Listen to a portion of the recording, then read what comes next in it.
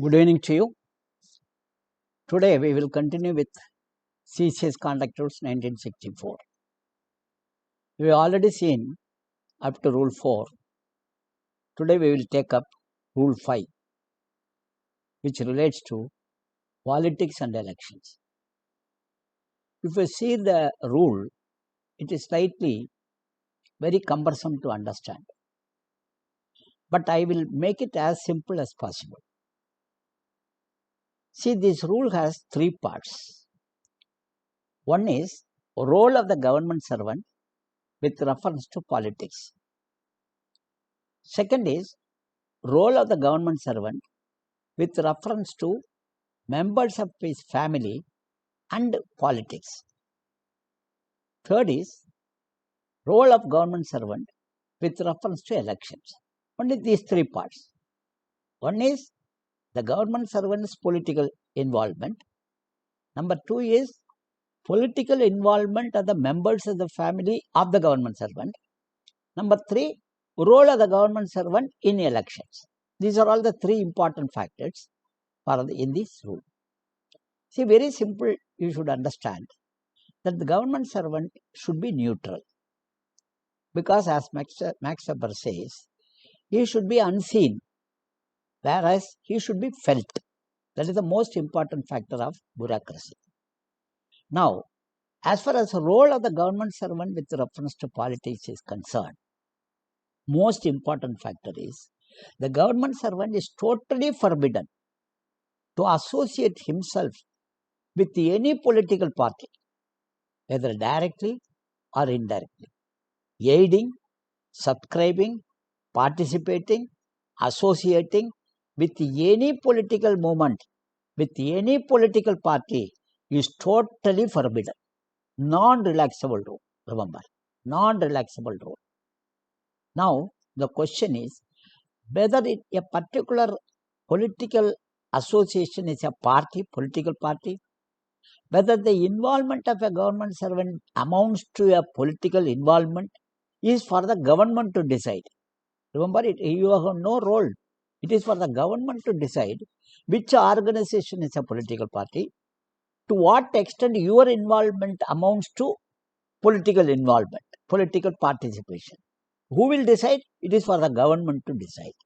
So, very simple, either directly or indirectly, you are not expected to associate yourself with any political party.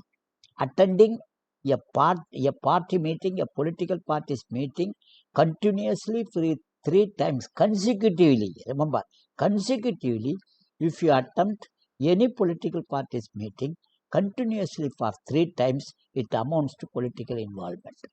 You cannot attend any political party's meeting which is in closed door, it is intended for only for its members. You are not expected to participate. Remember, so this is a non-relaxable rule.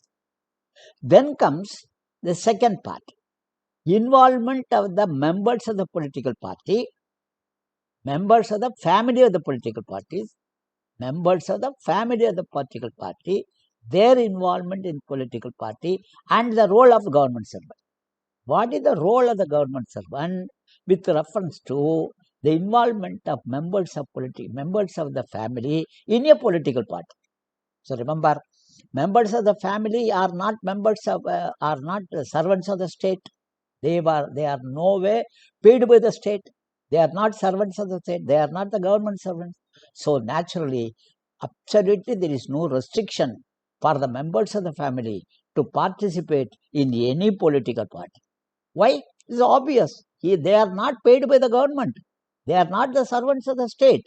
So naturally, absolutely there is no restriction for any member of the family to participate in any political party, except one. What is that except one? Their involvement in what is known as abnormal politics or any movement, political movement, the objective of which to overthrow the government by force, by means of force, then in that case, there is a duty cast upon the government servant. What is the duty? The government servant should persuade the members of the family to desist to dissuade, we should persuade the members of the family to desist them from participating such an organization.